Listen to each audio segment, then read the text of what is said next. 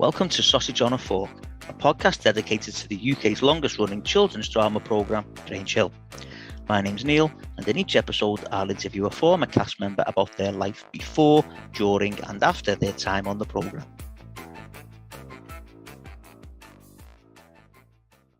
Okay, welcome to the latest episode of Sausage on a Fork, and I am absolutely delighted to say that I have been joined for this episode by none other than Melanie Joseph, who played Lauren Phillips. Melanie, welcome to Sausage on a Fork.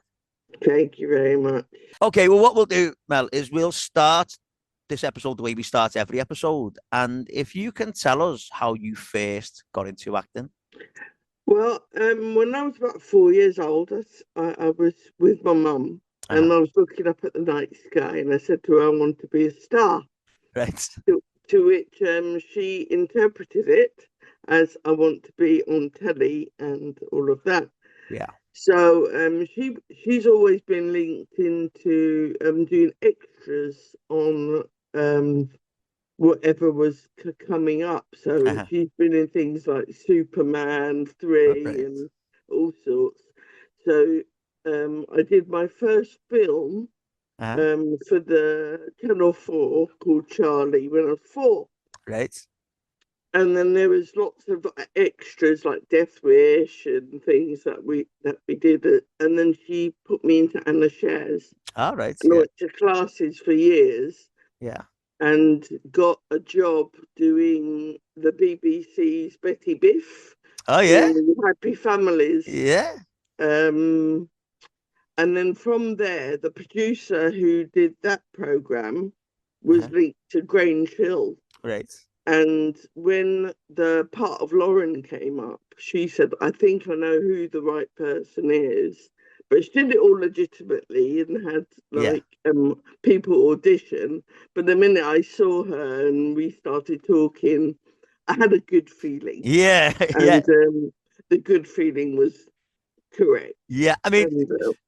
Sorry, you've just mentioned Happy Families there where you played Betty Biff. If we just go back to that, because that when I looked at like the cast list of that, I mean, like there was your episodes, you were in 2 episodes, and you know, there was people like Elizabeth Estenson and Milton Johns were in those episodes, but also like Abigail Hart, it was in there as well, and Cleo Sylvester, who played Tegs's social worker as well. So, you know, and also Milton Johns, as I've mentioned, played the taxi driver for Rachel Francesca in a couple of episodes. I didn't know that. Yeah.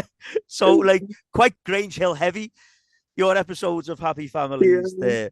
And also Ben Thomas, who'd been in lots of things. He was in Play School and all sorts, but he did a little stint in Grange Hill as a builder as well. So, as I say, quite Grange Hill heavy, your episodes there. And I also noticed you were in the Paradise Club.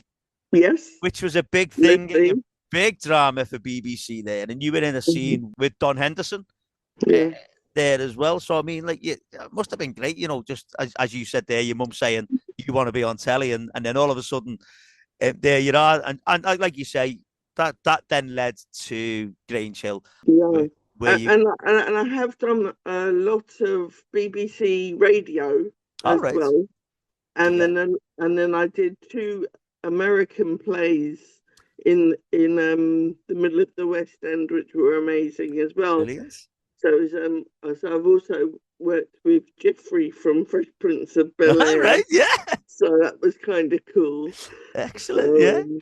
Brilliant. Okay, and like you say, you moved on.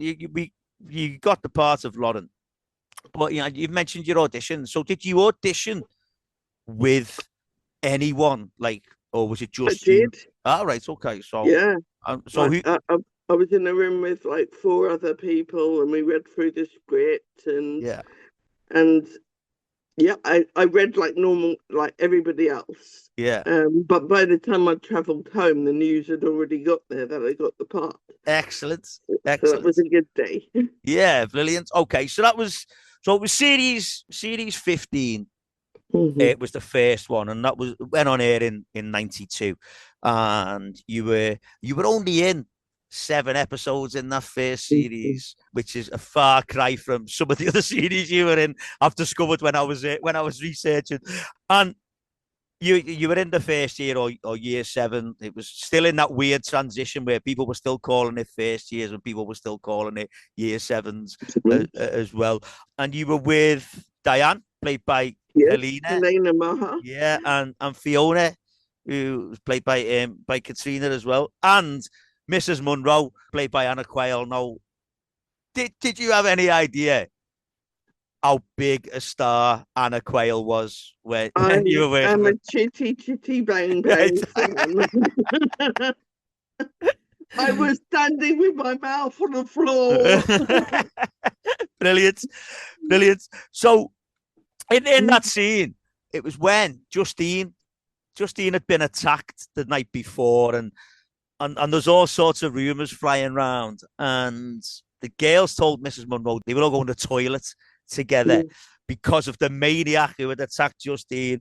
And Mrs. Munro said, and I love this, the only maniac they're going to be seeing would be their form tutor if they were late for registration. And like I say, you were a big Chitty Bang Bang fan, but that must have just been unreal, like just to be working with everything. Yeah. And everyone says just like, what an absolute star. She was just an amazing woman. Yeah. Yeah. She was graceful and funny and gumptious and, it's beautiful. Brilliant. And there was also in that series was Writers' Week, and Lauren and Diane were talking about what Writers' Week was and how they were hoping who their classes were going to get visited by. And Diane said she hoped it would be someone good. But can you remember what Lauren's reply was? No. So when she said, "I hope it's someone good," Lauren said, "Someone good looking anyway."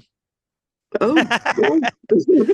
So Diane then told Lauren that most writers were either really old or dead. And the writer they had was a travel writer played by Melina Kendall. And it was a weird one because she was like this really eccentric character.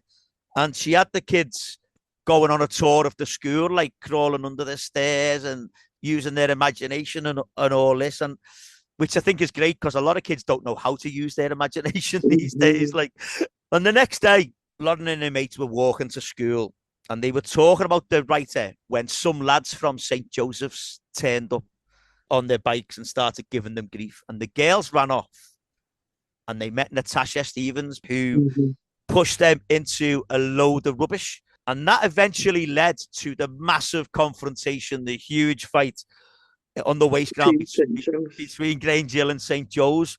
So I ask anyone who was in that scene, what were your memories of that film and that scene with all those kids there? Well, the biggest thing was when we weren't shooting, and it was getting together in trucks, eating breakfast. Right. And when we went on set, it was a lot of not acting that we did because we were there all day doing very little to record very little. Yeah.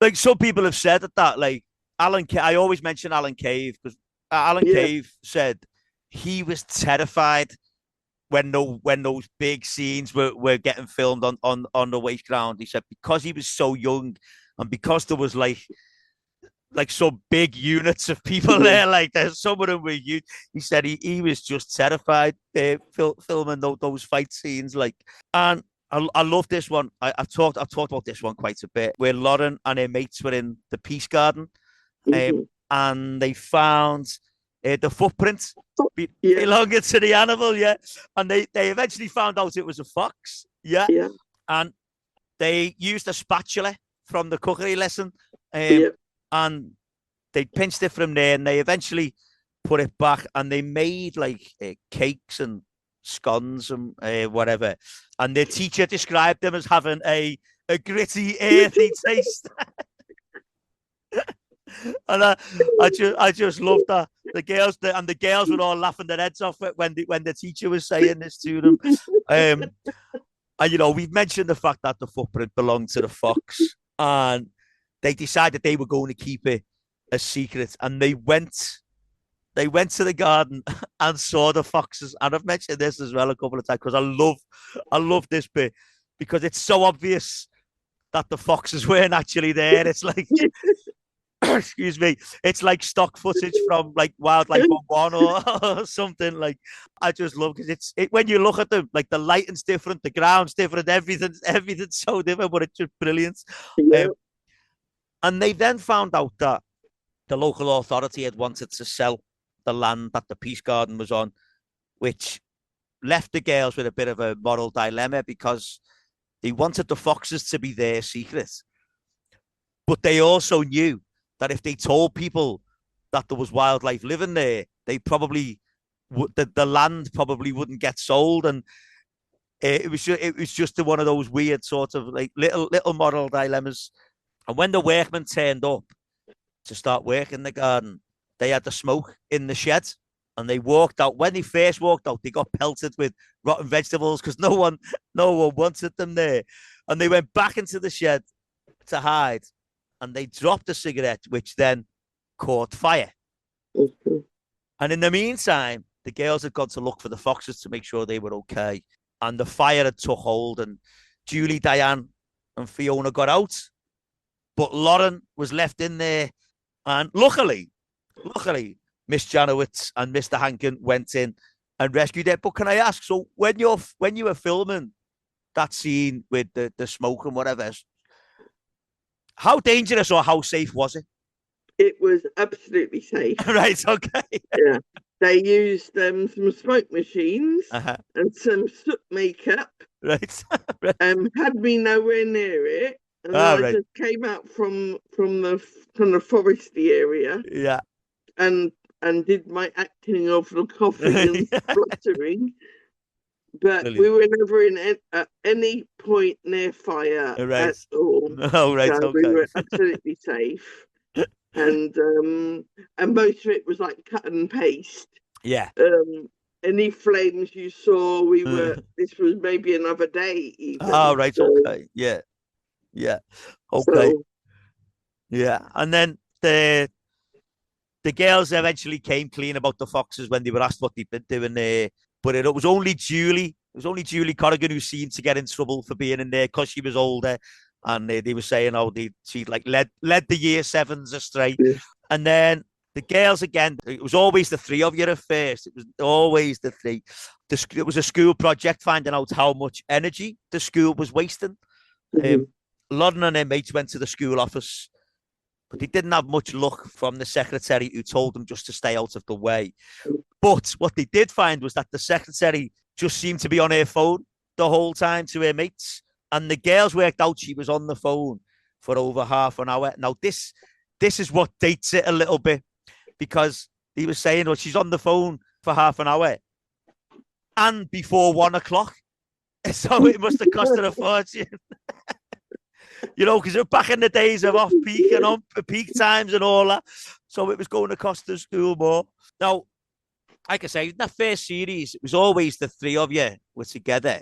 But then when series 16 came along, Helena and Katrina had left. Now, how did you feel about those two going?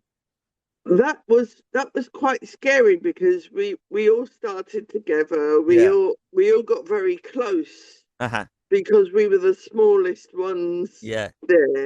We hadn't got really to the stage where I'd become as close with Alan, Cave. Yeah. So it was still very much boys, and then on one side, and Zonda and Alan on another. Yeah.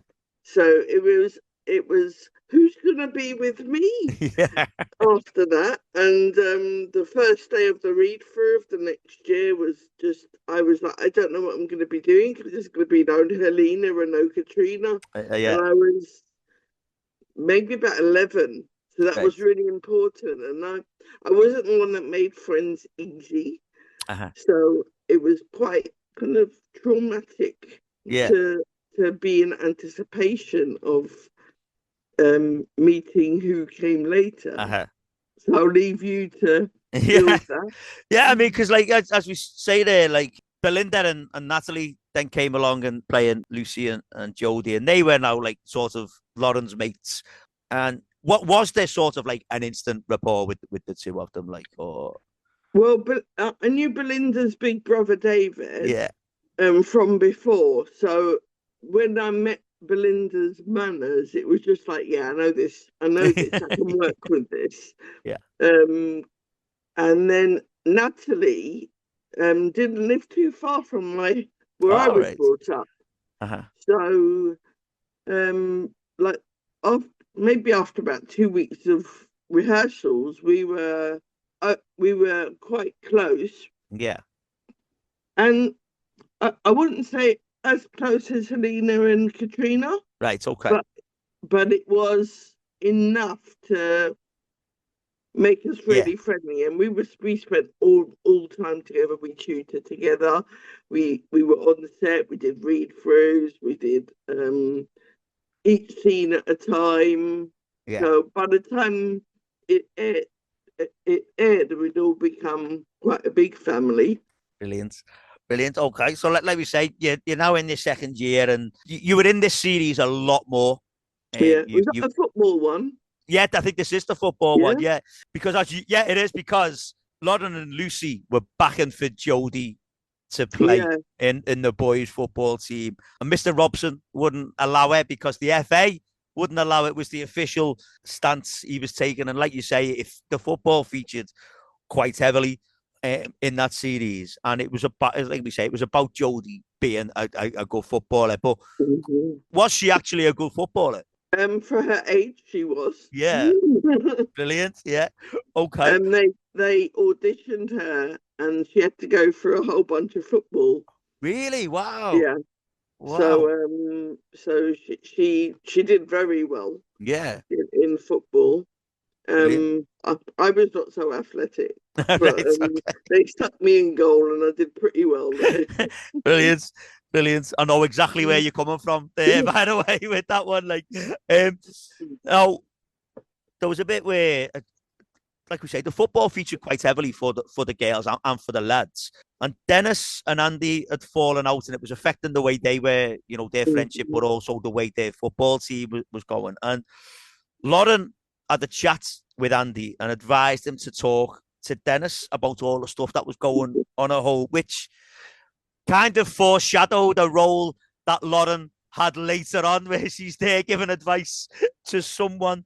And there was also I could never get my head around this one. There was a bit with the tuck shop and the girls wanting to take over the running of the tuck shop. It seemed to be in Grange Hill, whenever there was like a big job needed doing, the teachers would just say, we'll get some kids to do it. We'll get some kids on it.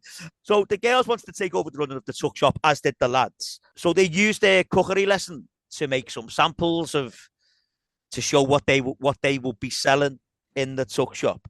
And like we say, the lads also wanted to run it, but the lads weren't as good as the cooking as the girls were. So Andy poured curry powder into their fruit juice, and he also nicked their recipe book. But it was Mr. Mackenzie who ended up drinking the fruit juice. And the girls then did end up running the tuck shop. I think they must have realised what the lads had done. And there was a bit where there was a girl called Mary. She was a traveller. Yes, I remember. Yeah.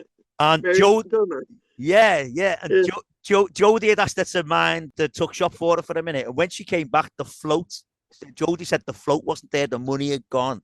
So Mary started shouting and screaming how it was always her fault, she was always blamed. And she pulled down the poster, and there was a little bit of a scuffle between Lauren and Mary. Yeah. And when Mary was spoken to about it, Mrs. Keel said it was an unprovoked attack. But when you watch that scene, it's actually Lauren that gets the first push in. And I just think that's shocking that if VAR were around, if the referees were around to see, they would see it was Lauren that threw the first punch, not actually Mary. Because Lauren definitely pushes first. And like the football sort of pushed in and out. And there was a bit where there was an advertising company wanted to make an advert about shoes. They turned up and they got the girls. It was the girls they wanted, not the lads. And Lauren was actually picked to be in the advert. And we've mentioned sport, we've mentioned football quite a bit, but there was also a hockey match as well, where the girls were playing hockey. Now, this was to get their protest over about football and not being able to join in with the lads and not having a football team. So in the middle of the hockey match, they started playing football, which led to Mr. Robson eventually caving and the girls could have a team. And they managed to talk Ray into being the coach for the girls' football team. And that led to Mr. Robson arranging a football match between the girls and the boys. And even though sort of, I didn't work this one out. Lauren, you'd been there sort of like quite a lot with like the training and the pushing for it. When the game actually came around, we see Lauren sat on the sides watching, and I just, that's not very fair, is it? She's been a massive advocate for this one, and there you were. Would you like to have been involved in that football match? If it was scripted, I would have been. Brilliant. The way that the scripts go is like you get put where you put, and as a whole, you don't really understand it till it's all put together. Right. So it's the first time I watched the episode as a whole episode is when I'm sitting down in the middle of my living room with my real family. And so, that's how it goes. Brilliant. Okay, and in that match, the girls did very well, but the lads won with the last kick of the game. Not the way I think the audience would have expected that to go there.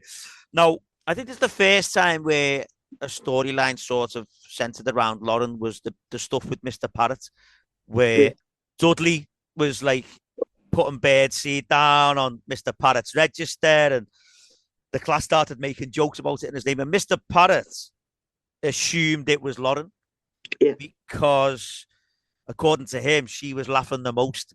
And he sent her out of the class. And then the next day, Dudley covered his desk with sandpaper and newspaper. And this time, because Lauren wasn't laughing, Mr. Parrott assumed it was her.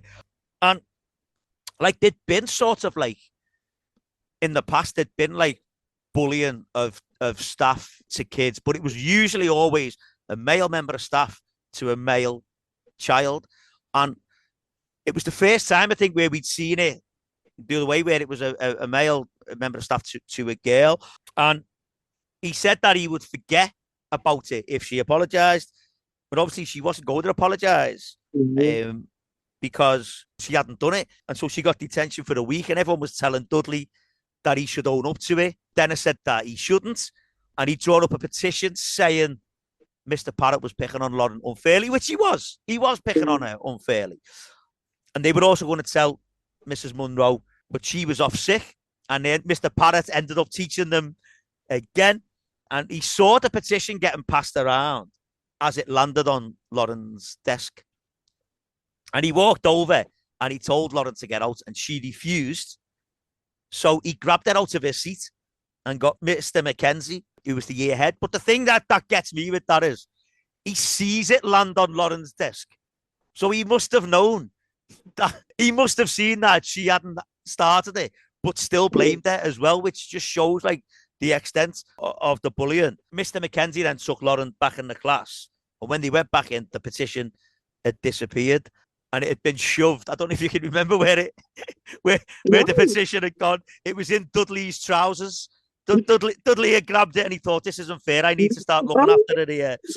The petition did eventually end up on the notice board, and lots of people did actually sign it. Now, Lauren's parents came in to talk about what was happening, but they were played by, in this instance, it was Andrew Francis and Lee Halliday, because later on in later series, Lauren had different parents. Their parents were played by different people. That series ended with Lauren and Lucy being bridesmaids at Kenny's wedding, and they were wearing very similar outfits to Dennis and Andy. Now, Yes. I always say, like, and people say to themselves, when you get an episode like that with all the casting, and it's something quite light-hearted. I mean, they must have been brilliant to film. The interesting part about that filming day was it was like -2, and we were filming in the middle of the summer. Yeah. It was so cold that we had like long johns and everything underneath our clothes, and then as soon as they said cut, out came the big coats and the umbrellas. We were so cold, and then it's like action, off comes everything, and we're standing there, people are turning blue. Brilliant. Brilliant, yeah. Yeah, the show must go on, as they say. So we move on then. Series 17, year 9. And the drama club were doing Romeo and Juliet. Because Jessica had joined, and Martha Jordan, the teacher, was there, and between them, they come up with this idea. Lauren auditioned for the play, but can you remember what the audition piece was? No. So they show this audition piece, and it's from A Raisin in the Sun. Oh, yes. Yeah. Yeah. But did you coming back to me? Would you have got to choose that, or would they have said this is what you're doing? No, they chose that. Right. Okay. And Lauren got the part of. Can you remember the part she got? No. Lady Capulet was the part that Lauren got in that one, and they had a rehearsal with an improvisation which went wrong, which led to all the lads leaving the drama group, and the girls said that they were going to carry on, but they abandoned the Romeo and Juliet, and they wrote their own play. But when the girls were holding the meeting of the drama group, the lads came back in and started messing about, which is the scene where Jessica gets assaulted. Now, nobody knew who'd done it, but when you're filming a scene, an intense scene like that, does the atmosphere change? It does, and it's hard to explain, because once you've done it a few times, you kind of are more aware of it, because we do rehearse in a rehearsal room and not on set. Yeah. But there is it's something extra, another cog maybe, that just makes it a little bit more sinister. Yeah. Whenever everyone's got that vibe, and then all of a sudden it's like, and that bit's true. Yeah. And And I think because, like, Ian Rushmere, who played Brian Shaw, he told me that they didn't know at first, and they were filming it, who it was that done it. So that sort of added that little bit to it as well. But Lauren wasn't particularly sympathetic to Jessica at first. Especially like Jessica didn't turn up to help at the tuck shop, and Lauren sort of shouted at her, saying, "Look, that's happened, but you're not an invalid." It was Rachel then who said, "Look, it's okay, we managed." Now I've got to mention Rachel, Francesca Martinez. Did you have any idea, like, how her career would take off? Like, was she funny when you were doing it? She was hilarious. Right.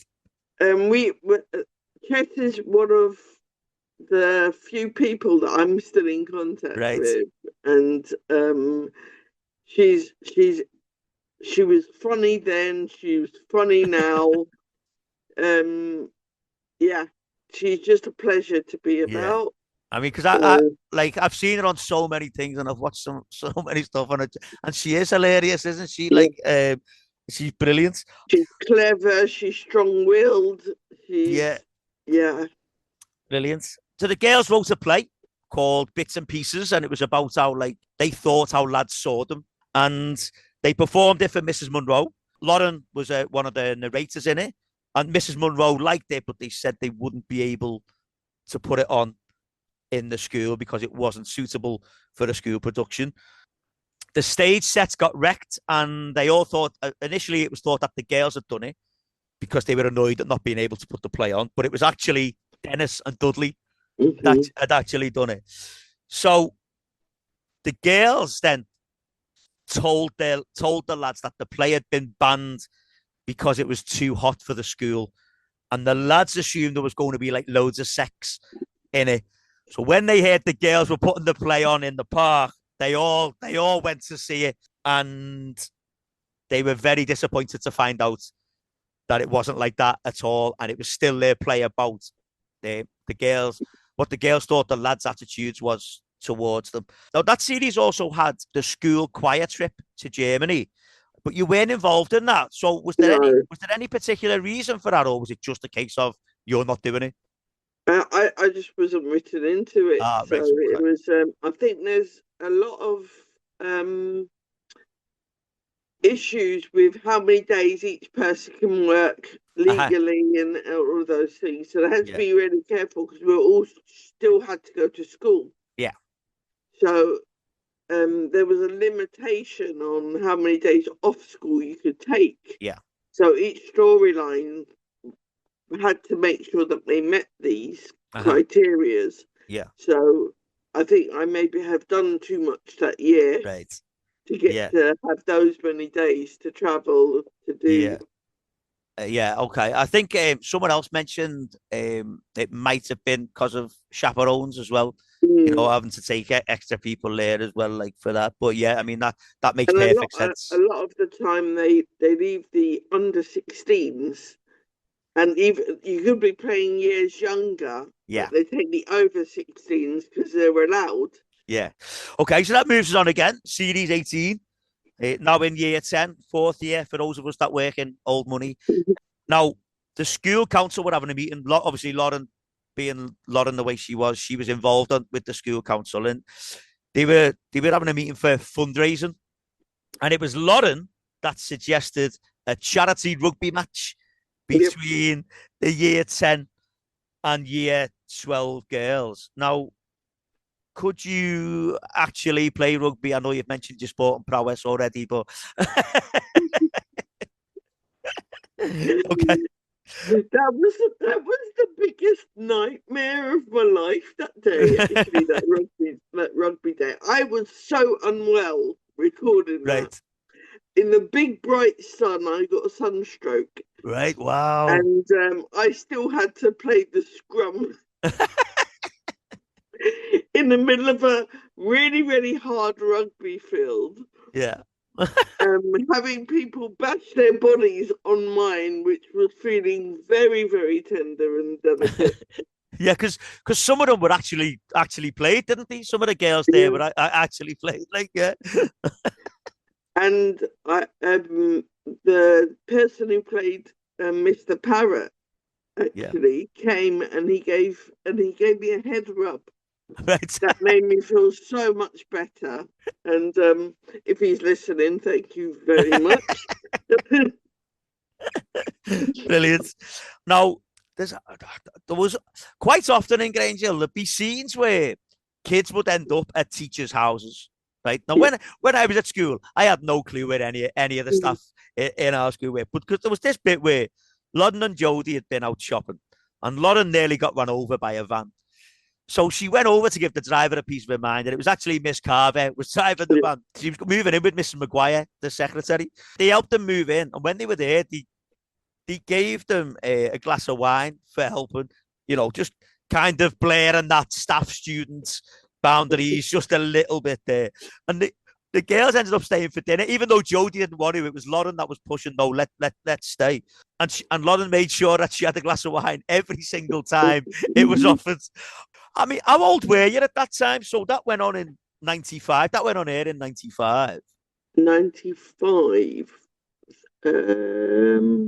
I would have been probably 16. Right, because you looked so at home drinking that wine every time it was offered. Like, and Miss Carver ended up telling them a story about how she'd seen a member of staff in his underpants on the field trip that they'd been on. I don't know if you can remember which member of staff it was.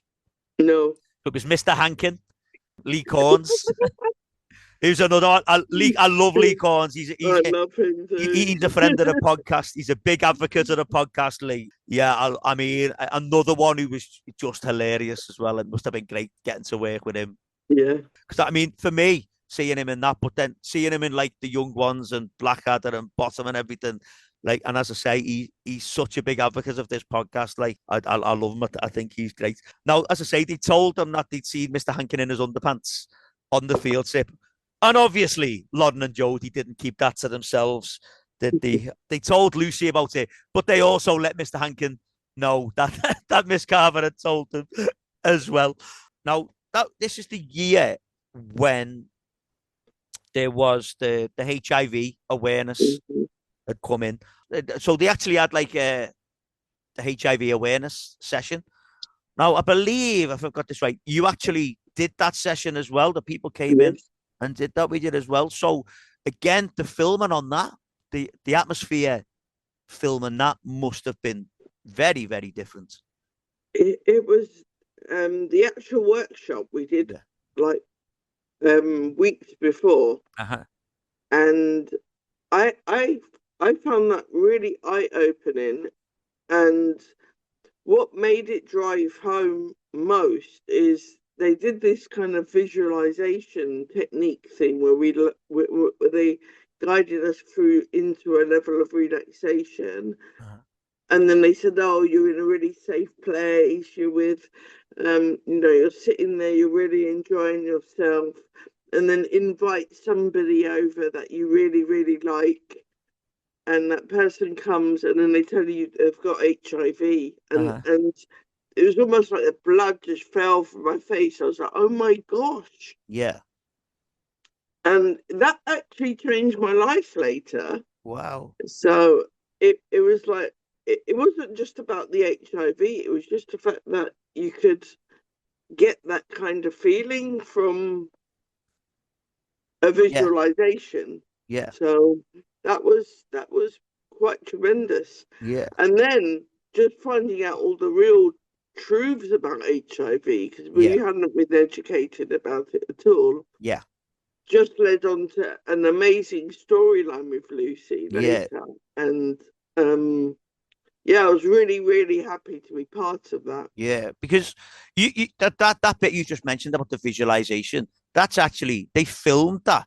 That was actually one of the scenes that got filmed. And it was Lauren, when they said about, someone in your life who you love, you and you feel really safe with, and it was Lauren said her brother.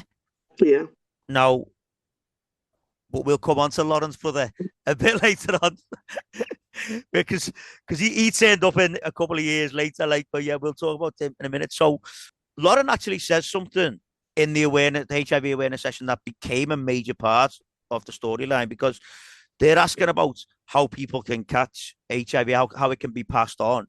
And it's Lauren that says it can be passed on through blood transfusions, which is the storyline you've mentioned there about Lucy and Lucy's mum dying. And it became apparent that she'd been HIV positive and she'd become HIV positive through a blood transfusion.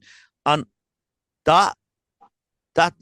those scenes just show, like you said, there wasn't much education, but it also showed how much ignorance there was around it. And I would say it's one of the things Grange Hill did really, really well. It's like when it tackled the subject, it tackled it really well. It tackled it from both sides, so that people show, there is this ignorance about it, but we're also going to educate you on it as well. We're not just going to leave you your ignorance and your prejudice and your fears about it. We're going to tell you what the truth behind it. And like I say, they do it really well. But for a kids' TV program to be handling that in such a grown-up way, it's unbelievable, isn't it? And I think from like my perspective, being a black girl as well, we have things like sickle cell, which required a lot of blood transfusion. So there was a lot going on in the black community, which had blood transfusions that were unwell. So for me to get that line had a bit more in it, because I come from a lineage of people with sickle cell. Right. So it was just really important. Yeah, definitely. For me as a line. Yeah, definitely. No, there was like follow-up sessions and stuff in the class, and Miss Carver has said, you can always talk to your parents about sex, And it's Lauren's there, like, the last thing my parents want to talk to me about is, and it's true, isn't it? And even in this day and age, a lot of kids still struggle to talk to their parents about anything. Yeah. And like I say, I just think it was great that they tackled that subject of AIDS and HIV. And we see, like, obviously then Lucy dealing with her mother's death and not knowing what had happened. So when in that class they're talking about HIV and AIDS, obviously Lucy ran out. She knew, but no one else knew. And it was Lauren who ran after her to comfort her. And Lucy just told her to leave her alone. But even like we see, like, Lauren looking after her there. Lucy fell over and cut herself and was obviously worried because she still hadn't told anyone. But Lauren had no idea why Lucy was saying, look, don't touch me, don't touch the cut, and all that. And we then saw, when the news did come out, how people dealt with it and how they dealt with Lucy. Because, like, we talked about the ignorance, we talked about the fears and stuff. But Lauren was quite sensible in that situation because people wouldn't get in the swimming pool with Lucy. And Lauren said there was no way anyone could have caught anything from Lucy in the swimming pool, even if Lucy had been infected, because at that time they didn't know. But when Rachel wanted a drink from the same bottle as Lucy, Lauren then said Rachel was really brave because she wouldn't have done it until Lucy had been officially tested, and it showed that confusion that people had. And like I say, I just think it was brilliant that Grange Hill did tackle that subject, because it did come out that she was negative. Anyway, and then that moved us on to Series 19, which went on in 1996. You would have been filming it in 1995. And I only mentioned that because you were only in 9 episodes in that one. Was there any reason why you were only in 9 episodes? That could be to do with GCSE. I thought that might have been the case, to be honest. Like, yeah. And we're in the 5th year 11. So basically you were the same age as Lauren. Because I know some people, like, were older or younger or whatever.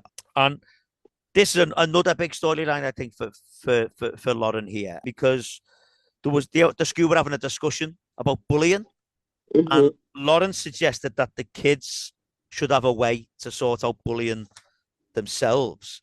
And so the bully counselling scheme was set up, and Lauren was applying to be a bully counsellor along with Jodie. And in the morning that they were going for that interview for it, Lauren had an argument with Jodie because Jodie had a book that she wouldn't let Lauren see what it was. Now, the book was like psychology. About children's psychology and bullying and all that. And when they're having this argument, Lauren walked into Dudley's bike and fell over and cut herself and ripped her tights and all this. And she was like saying, "How am I meant to go for an interview?" That would have been mattering, like, for a school bully counsel. She ripped her tights, so she had to wear socks. How am I supposed to go for an interview? But shows what kids think's important, doesn't it? So when Jodie tried to apologize to her, Lauren didn't want to know, basically. But they went to this interview together. And when Jodie was answering questions, she was using words and phrases that she'd clearly got from the book, whereas Lauren was just answering in her own words and being really truthful. And unsurprisingly, it was Lauren that got the job as one of the counsellors. And Poppy went to see Lauren, and I loved the character of Poppy because I just thought she was so good. Amazing. Yeah, playing that, yeah. Again, off and on set. Amazing, yeah. Brilliant, Aisha, yeah. Yeah. So Poppy went to see her because she was getting bullied by Wayne. So Lauren went to see Wayne to say, look, come and put forward your side of the story. Like, she never went in with any malice or anything like that. And Wayne said he wouldn't. So Lauren said, well, I'll have to tell the teachers then. So he went and see Lauren, and he said he'd think about having a meeting with Poppy and talk things through. And Lauren said, look, you need to do more than think about it. So they have the meeting, and Wayne was asked to leave Poppy alone. And he sort of said, well, why should I? And Lauren said, well, if you don't, Poppy won't need to grass on you because I will. Yeah. Yeah. I'll do it for her. And like I say, I think it's such a good scene with the three of you because you feel everything. You feel Poppy's anxieties. You feel Wayne's anger and frustration, but you also feel Lauren's frustration at trying to look, I'm trying to help you out. I'm trying to help both of you out. You've got to, you've got to help yourself as well. And there was a bit where it was a really strange one. It was like the GCSEs. It was like exams for that. And Lauren wasn't feeling well, saying she was having stomach cramps. And she then told Miss Carver that she had period pains. Now, you think that there's going to be more to it, but that was it. It was just sort of that. And I was wondering if, like, the BBC had said, look, we need to draw the line somewhere, like, you know what I mean? Because she said, I've got period pains. Miss Carver said, okay, you go and do what you need to do, basically. Yeah. And she was then looked after by Rachel, Francesca again, and then got some aspirin, but that was it. And I just think it was a really strange little thing to just put in and then not do anything with. And I just didn't know if it was meant to be bigger or. I think it was something that we wasn't quite allowed to talk about. Right. But they, as Grange Hill has always done, pushed the boundary just a bit. Yeah. Because girls help each other usually, and I think it was like everything that was said no to was just pushed just that little bit, just a little bit more. I love that. Yeah. That was also the year of when they did this production of Grease. Yeah. And Lauren was cast as one of the Pink Ladies. Yes. And was the singing and dancing easy for you? Yes. Right, brilliant. So you must have been really pleased that you got to do a bit of that. Like, Stephen Hammett, me, and Natalie, we were always together singing all the time. So singing was something we just really enjoyed. And to do that Grease storyline was amazing because we got like piano players and cast members from Starlight Express. Wow. It was such a good time on set and off set because it was just sing, gotta dance. Yeah. And that Daniel Mays is in that as well, isn't he? Though Daniel Mays he was one of the extras. But he's in all kinds now, Daniel Mays. He's done really well. It was a few months ago. I can't remember who I was. His face to remember his face. I can't remember who I was researching, but I was looking. I think I'm sure that's a young Daniel Mays. So I actually posted it on Twitter, and he replied to it like, "Oh my God, where did you find that picture?" But yeah, he's there as one of the T-Birds with Joe with Martino. Yeah. Now, in that Grease storyline, it was Lucy that was going to be Sandy. But then she got injured and Cecile came and stepped in, who the girls didn't really like. They didn't like Cecile. And they all threatened to leave the play unless they were allowed to have a little bit more fun. And they basically picked on Cecile the whole time. Now, I'm not sure how that stood for Lauren's position as a bullying counsellor, to be honest. Like when they're pinning her down and pouring the wine all over her. I don't know how that worked. The play went on and it was a roaring success. And then that moved us then on to Series 20, where you were in the sixth form. And Lauren had a little brother played by Ashley Walters. Yes. Asher D, as a lot of people might know him. And she also had new parents as well. Don Warrington and Claire Bennett. Now, did you know about Don Warrington? Like, did you know exactly who he was? Like, my parents had watched him on Rising Damp. Right, yeah. I had no clue who he was at all. And on the day that he came into the set for the first time, he turns up, and everyone's kind of, Yeah. what's screaming? He's like, I can't believe he's here. And I was like, well, who is he? Yeah. And then I was introduced to him, and then I went and told my parents, and it was just like it was like something hugely amazing for them Yeah. to because he was such a big Yeah. star when they were quite young. So Yeah. yeah, Brilliant. and then that kind of that sense of pride Yeah. kind of came back with me to work afterwards. Yeah. Like, this is like a super black role model Uh-huh. in and I'm getting to act with them, Yeah. and Yeah. he's playing my dad. Brilliant. I mean, people always say as well, when they got scenes and it was out of the school and it was in the home and you had the family as well, Yeah. it was so good because it helps flesh out your character Yes. as well, and you get to see a lot more because it's fair to say that Lauren and her brother were two very different characters, Yes. weren't they? Andy, his name was, wasn't it? Yeah, he was a bit of a scally, wasn't he? A bit of a Yeah. troublemaker. And whereas Lauren just wasn't like that at all. And Lauren was having a go at him for never doing the housework, and he even said that he shouldn't have to because it's girls' work, Yeah. and like that shows you like sort of what he was thinking there. But not only at the family joined, but Lorraine Woodley had Yes. joined as well, who played Carleen, and they were obviously friends, but they seem to have different views on what their syllabus, what they should be learning was Mhm. different because Carleen was sort of, I don't like using the word militant, but she was very forthright in her Yes. views, Carleen, and she thought that there should be more Black history on the syllabus. And I would like to think that in, the 30 years or whatever, that has changed or that is changing. Whereas Lauren seemed to think, or Carleen seemed to think that Lauren would just do whatever the syllabus told her to. And Lauren was just sort of like, I think, trying to help Carleen stay out of trouble and not get into arguments with teachers. And because she was that type of character, she didn't want her friends. She was always looking out for her friends, wasn't she? Yeah. She didn't want that.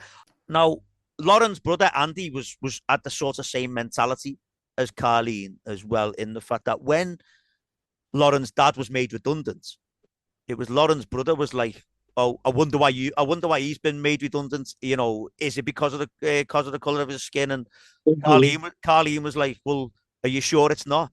And Lauren was like, "Well, no, they've made the whole department redundant. You don't Mhm. always need to think like that." So this then led to when the dad was made redundant, that mum and dad went to Barbados, Yes. leaving Lauren and Andy in the house alone. Now, as I say, Lauren and Andy were two very different characters, and Andy had already planned that he was going to have his girlfriend staying over and that they were going to have a party in the house. Oh, no, party. Now, the party. Before we get onto the house party that Lauren and Andy had, there was another party that we need to Yeah. talk about. And I think this is probably your biggest storyline Yes. in the program here because they were Lauren and Carleen were going to an 18th birthday party, which was a tramps and tarts party.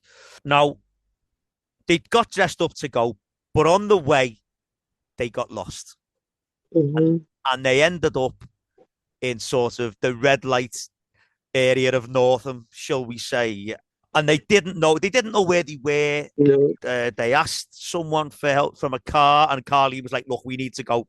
Once Carleen realised what the bloke had said, and then they asked another man if they knew where they needed to be going, like he could give them directions, and he was giving them directions. It was all innocent, but he'd said to them, "Look, you shouldn't be round here." And then the police then turn up, and they were arrested for now. They were arrested for it was drugs related, but also for soliciting Yes. as well. Now, Lauren was then strip searched. Now, I know I've asked about the atmosphere of the other scenes, Mhm. but that must have been that must have been something else, having to film that and filming with and dealing with the aftermath as well. Yeah, I mean, I'd never had my clothes off for anything before. It's all been quite kind of childlike. Yeah. And I mean, the crew were fantastic. I had on the bare minimum, and the way that the shots were done was just kind of missing all the kind of interesting. I think you see like sort of like you just below your shoulders. I think. Yeah, but originally we started out from my feet to my legs. Wow. And then from the shoulder up. Wow. So it was given a very kind of it made it very like present. This is a strip search. Yeah. I think it was a bit too much come editing to do that, but it was. I knew it needed to be done. Yeah. Because it was a storyline very, very worth making public. And working with Stephen Andrews, who did a lot of that series. We were all like, these are things that need to be said, and we're willing to stand behind you and do this. Yeah, definitely. So it was like, let's do it. And I mean, it took me to a different level of body comfortability with people, but I was like, I'll do this. Yeah, brilliant. Because because Lauren didn't tell anyone what had happened, and like even when she went home, Andy hadn't had his girlfriend over, he hadn't had a party at this point, but Lauren broke down to Andy. I don't think she told him everything that happened, just that she'd been arrested. Basically, she'd been picked up, but Andy had said to her he comforted and said, look, about all the times he'd been stopped and whatever. But he also said that he thought that she wouldn't have been stopped if she hadn't been black. Now, that for me as a white male is so far removed from my life. And don't get me wrong, there was times when I'd be out when I was younger, because I was little and because I looked young. If I was ever on my own by 10 o'clock, 10:30, even when I was 18, 19, I was stopped by police because I looked like I was 14. A lot has changed since then, and all my hair's fell out and I've got wrinkles. But I looked so much younger. So that was the reasons I was stopped. And once I had ID and I showed them, they were like, okay, yeah, carry on, mate. You know what I mean? But for those other reasons, like I was never stopped because of what I could be getting up to. I was just stopped because I looked like I shouldn't have been there. I was a child, basically. But that's so far removed, having to deal with anything like that. And I think that was a good way of bringing that to people's knowledge. Definitely. And, people's minds that did happen. And the thing is, in real life, I come from Hackney, so it's a daily occurrence that our teenage kids are pulled out. So it's something that was really dear to both me and Ashley's heart, is to be able to tell that story. Yeah. So I mean, it's from a space that we know really well. Yeah, definitely. And like I say, Lauren didn't tell anyone what had happened. And when Carleen was trying to tell people in school that they'd been stopped by the police, Lauren just didn't want to know. She didn't want people to know what had happened. And, we then see like the aftermath of Lauren dealing with that. She wouldn't get changed for games. And then she eventually ran out and she ran into Mrs. Holmes. And Mrs. Holmes had always been like this, this big sort of authoritative figure. And she actually starts at Lauren at first, like, what are you doing coming into my room? And that's when Lauren sort of breaks down to her. And we know Lauren's told her something, but we don't know everything that she's told her. And Lauren then decides to let Andy have his party, because in that way she can sort of keep a little bit of control over it, or so she thought anyway. And it did get a little bit out of control with people turning up who they didn't know, and Lucy turning up dressed for the Tramps and Tarts party because she'd found a note thinking that it was that week and it was actually been the week before. And when that happened and Lucy turned up dressed like that, Lauren thought Lucy knew what had happened, and she thought that she was like taking the mick. And Carly was like, "Look, I haven't told her, you know." But then at that point, that's when the police turned up, and it was the same police officer who had strip searched Lauren. And when Lauren's mum and dad came back, they knew that something had gone on. But do you know how they knew something had gone on? No, I can't remember. So they knew something had gone on because the neighbours weren't talking to them and the house was so tidy. Yes. So they then did come clean about the party. And Lauren was then obviously dealing, as we said, dealing with what had gone on. She was dealing with a lot, but she stopped going out with her friends and was always given like sort of like really like poor excuses for not wanting to go. Even if they would only go in the cinema, she'd be saying, "No, I've got to do something else." And Lauren's dad then got a job in Barbados. And they said the dad and Andy were going to go out first, but Lauren wanted to go with them. And the parents couldn't understand why Lauren was willing to drop everything. So, I mean, she just said she didn't want to stay in England. And to be honest, I can't say I blame her. To be honest, if I had the choice, you can live here or you can live in Barbados, I think I know where I'd want to live, to be honest.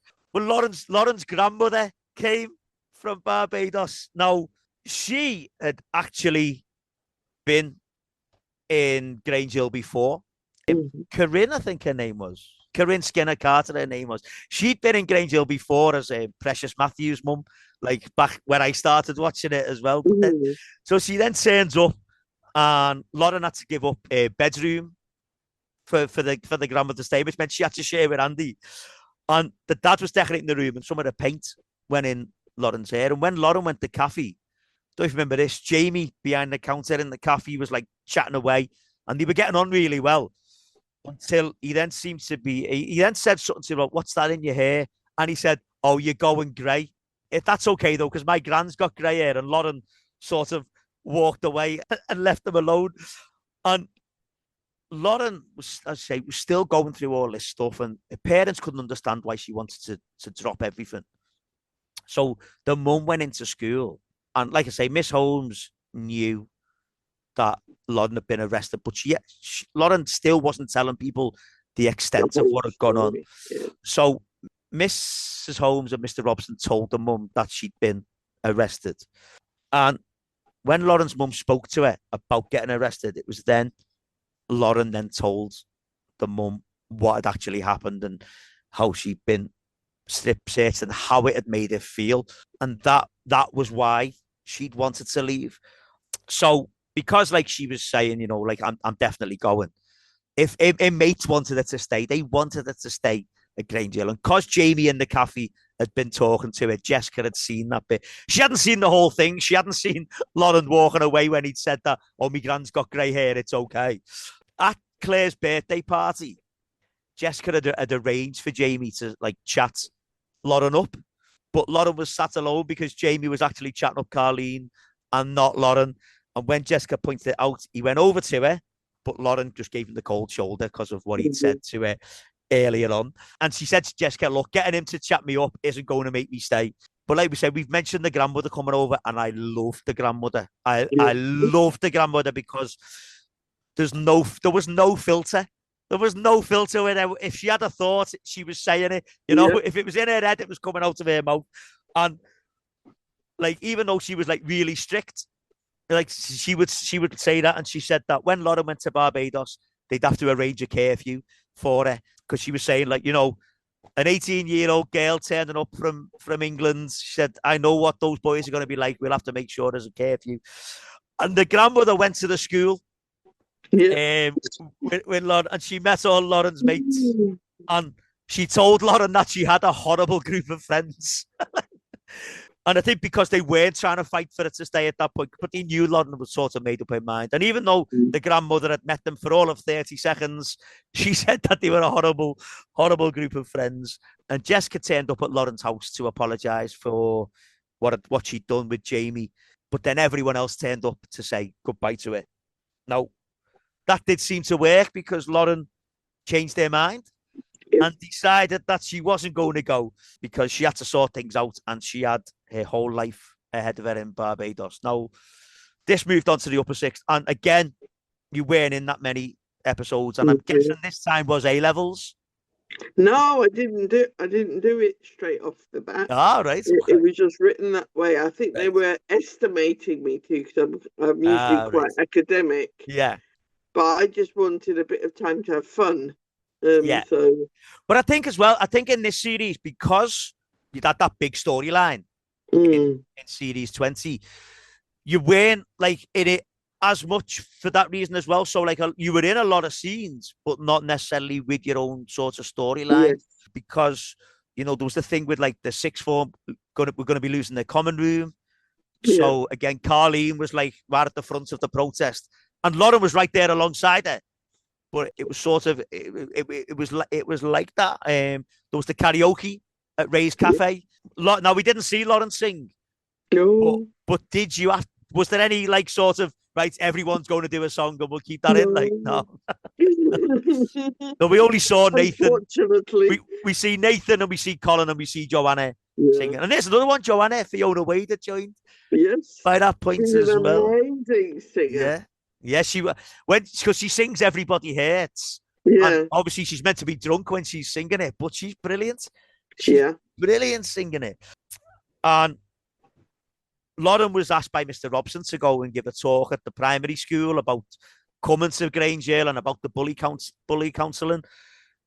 But Lauren said she couldn't because she was too involved with directing the school play, which was never mentioned again after that. And so she suggested Wayne go and do it, but that was obviously because Wayne had his own storyline with the drugs getting planted on him and stuff like that. And the main sort of sixth form thing, I think, in this was when Dennis had been given his payout of £1 million for the accident that he'd been in. Now, when Lauren sees Dennis for the first time after being given £500,000, can you remember what Lauren said to him? So she asked him if she could borrow a fiver. It's the first thing she said, right? When she saw him, and they were all sort of talking about what Dennis could spend his money on. And Dudley suggested he gets a sports car, but Lauren suggested that he got a personalised number plate with STUD on it. And Dennis paid for a limo for them all to go out. And I've said before that I always liked those scenes where they were in clubs in the sixth form, because when I was in sixth form, that was what we did. Like, it became part of your week. You were in school all week, and then everyone went out on the Saturday, and everyone went the same place. And it became like an extension of the school week, basically, because we knew where to find everyone. Because we used to go to a club around here called the Kiss. And you knew when you were in the Kiss, you knew where you needed to go to find anyone you wanted to speak to. Everyone was always in the same little speck. And Dennis was also going away to Australia. And so they threw a party. And like, I said about getting those scenes in the nightclub, but they must have been great when you got everyone together and everyone's dressed up as well, out of like their school uniform or what they'd be wearing for six. Yeah. They must have been brilliant nights. Brilliant filming those episodes. And speaking of clothes, speaking of getting dressed up, I noticed that in the last series you were in, Lauren wore hats a lot. Would that have been your decision? Like, was wardrobe your decision when you were in sixth form, or? Well, when you're in the sixth form, because you come out of uniform, they take you on a shopping spree. Brilliant. And they kind of say, right, we're going to make Lauren's wardrobe. Yeah. And up to that point, like, Lauren was quite bland. Uh-huh. Right. And it was the first time that the costume people had a budget for Lauren. So we went on like 2 days of shopping, which is like Melanie's worst nightmare ever. Right, okay. And it was like, how can we dress this body? And they went through a field time. It was like, yeah, we want this hat, we want this mini skirt. And I was like, this really isn't me, but it's Lauren. It really isn't me, but it's Lauren. And yeah, so the hat thing was definitely I think it was one, it made my hair a lot easier for people to deal with Yeah. from the makeup's perspective, because I have, well, until I got older, I didn't know how to deal with it. Right. Very, very curly hair and Yeah. not a lot of products. Right. So we tried frizzies, we tried all sorts just to keep Yeah. everything workable. Yeah. So when it came to hats, it was like, oh, hats make things easier. And yeah, Yeah. it became easier to do my hair after that. Brilliant. Now, so that was when you left Grange Hill after Yeah. that series. Now, so how did you feel about having to leave? That was probably one of the, I'm feeling it now actually, one of those really, really sad moments, Uh-huh. because all of my identification going through puberty and everything had been with these people. Yeah. And I went from seeing them every day to never Yeah. again. I've never seen all of them in one place ever again. Uh-huh. And that's from 10 to 18. Yeah. So Wow. if you imagine waking up in the morning and by 7 o'clock we're all together Yeah. until 6 in the afternoon, and then we'd go on the buses and head back home. And that was my life Yeah. up until that was like half my life. Yeah. Wow. And I cried in that last party so Yeah. deep, because that was like, I knew, because the nature of actors and stuff, that we would never really stay in contact with each Yeah. other. And I don't make friends easy, as I said. So these Uh-huh. were like family, and Yeah. yeah, Okay. very, very, Yeah. very. Yeah. Well, can I ask though as well, what was the public reaction to you like as well? I, um, being a smaller child, I experienced a lot of bullying Wow. because I was an actor in the middle of Hackney, Right. going to a regular school. Uh-huh. So there was, and my accent doesn't sound like somebody who comes from a regular school. Yeah. So everyone thought I was putting on airs Yeah. to be who I am. And Right. I've got really strong integrity that I'm not going to pretend to have a Yeah. Hackney accent for the sake of. So I never put on Yeah. uh, a local accent, Yeah. which then put me in a position where lots of people take the mickey. I got, Wow. Yeah. shaken up a little bit at times. So I became quite introvert. Right. So I had a very small handful of friends who just took me for what I was. Yeah. And then I had a lot of people try and be friends with me, Right. so they could get closer to the other stars. Yeah. So it was not sure who to trust, who to Hmm. become close with, what's being said behind your back. Yeah. So yeah, I mean, growing up in the real world yeah. wasn't as much fun as being with these Grange Hill guys. Yeah. So I mean, yeah, everything you've just said there, that that's hard enough for an adult to deal yeah. with as well. Like, and so for a child to be dealing with that as well, like that must have been horrendous. Like, And um, and I think just like Lauren, I didn't tell anyone. right. So I kept it all quite to myself, and I got into writing. So Uh-huh. I was turning it to poetry. I was turning it to whatever I was writing, journals, Yeah. and that's kind of scoped Yeah. So, alongside the storylines.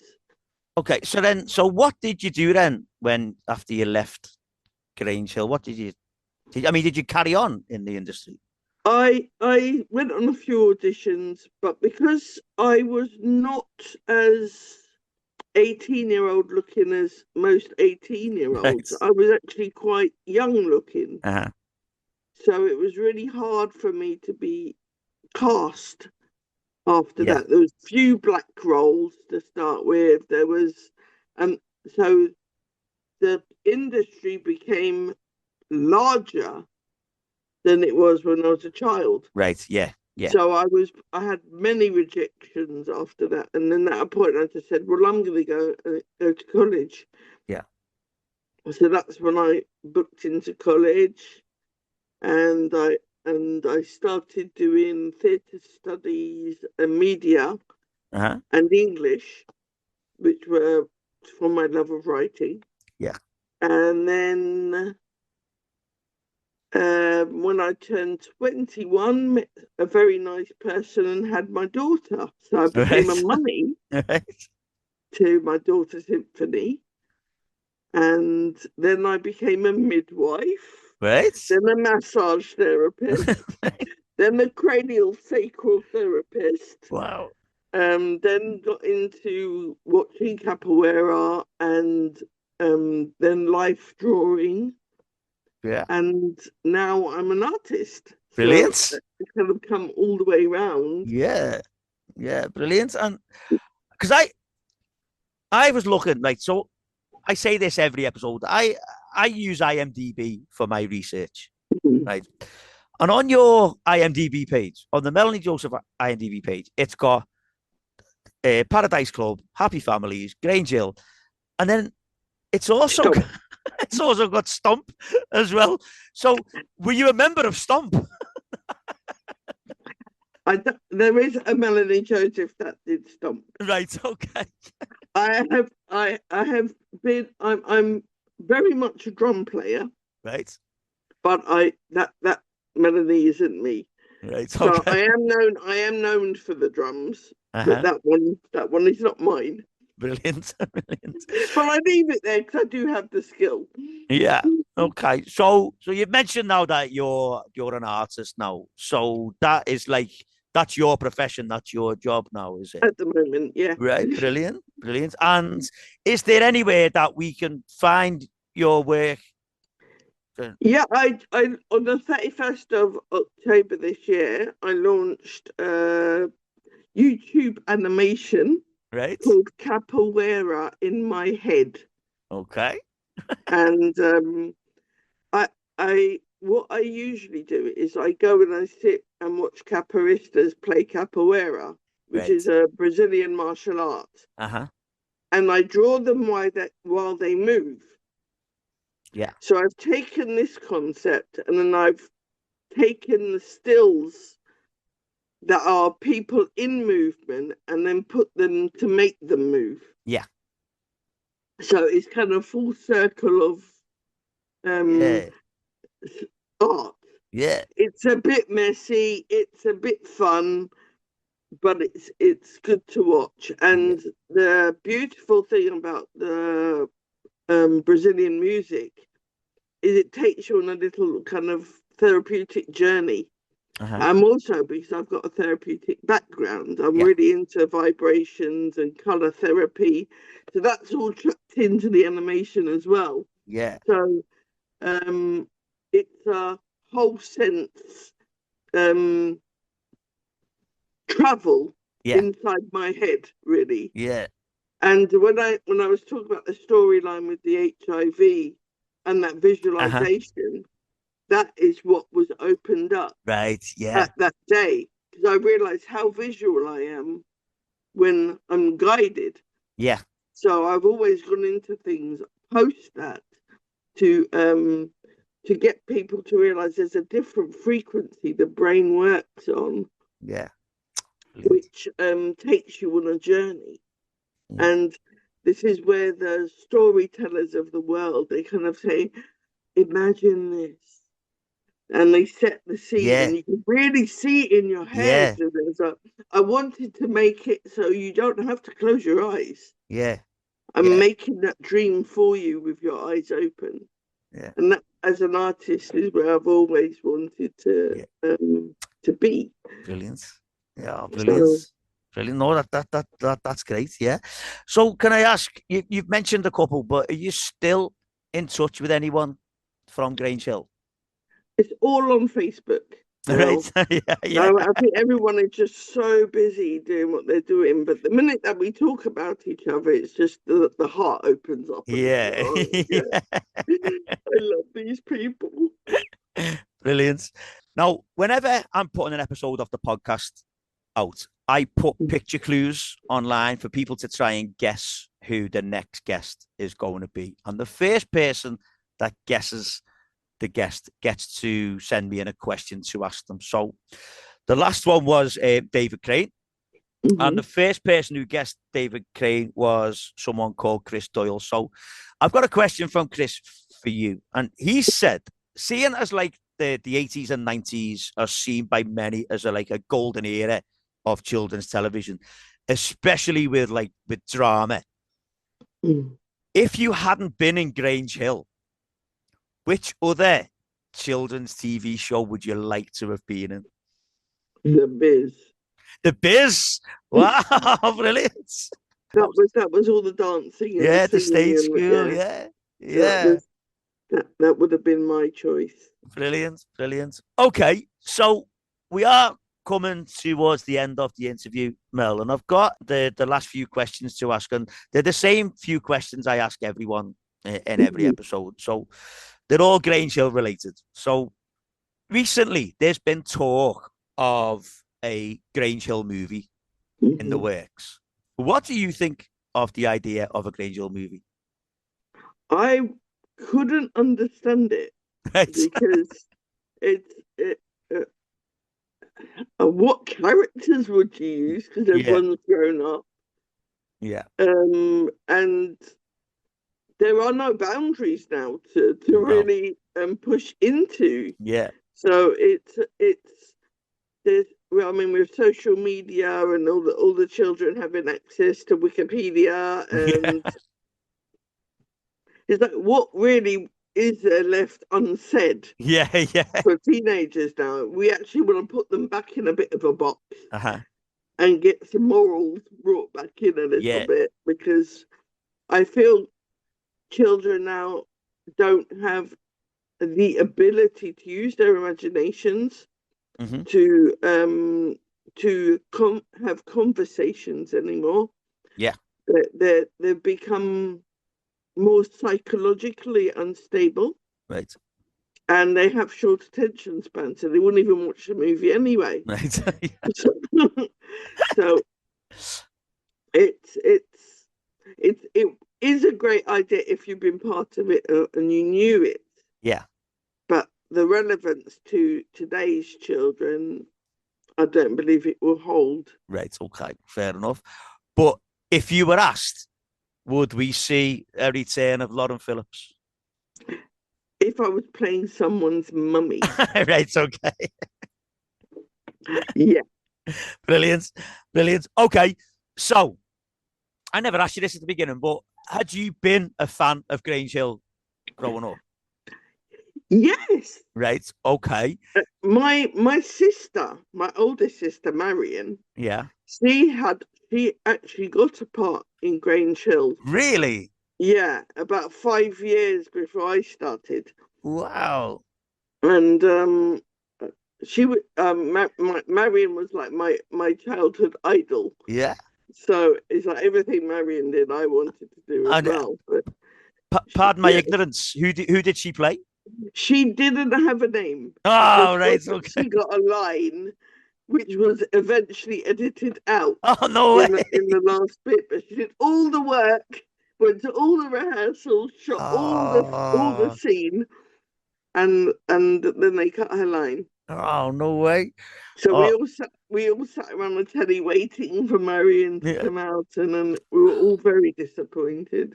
So you were a fan of it. So then, other than Lauren Phillips and your sister, who was your favourite character in Grange Hill?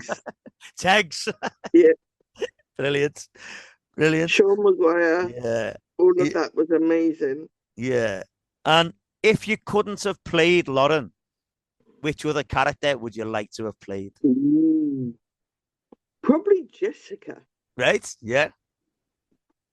Yeah. Yeah, I think so. Yeah. Okay. So then the final question then, Mel, is why do you think there is still such affection for Grange Hill? I think in a time when adults didn't listen to teenagers, I think Grange Hill provided answers to questions that every teenager has Yeah. in real time. Not there are many adults who believe that they understood, but Uh-huh. I feel Grange Hill really understood the mind of a teenager navigating change, Yeah. and everyone who watched it could connect to Yeah. that awkward, to that all the conundrums in real time. Yeah. So if you were in the just say no phase, you knew what was going on at that time. If you were in the bullying stage, you knew it was happening. Yeah. The black storyline with Ashley and Lauren, Yeah. you knew that was happening, but your parents wouldn't necessarily know it was at Yeah. that extent. But Yeah. Granger had it on point. Yeah.